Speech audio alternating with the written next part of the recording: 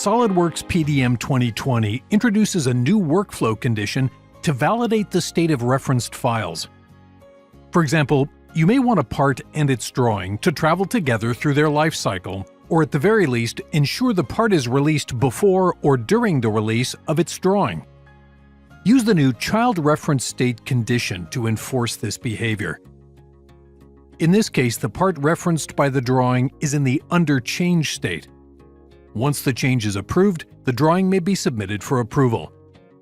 This time the workflow will recognize that all of its referenced files are in the required state and the drawing can be released. Another example is during the release of an assembly. The new workflow condition can check to see if any parts are obsolete, and if they are, prevent the assembly from getting released. In the transition dialog, use the warnings and state columns to understand what needs to be done. In this case, a component within a subassembly is obsolete and needs to be replaced.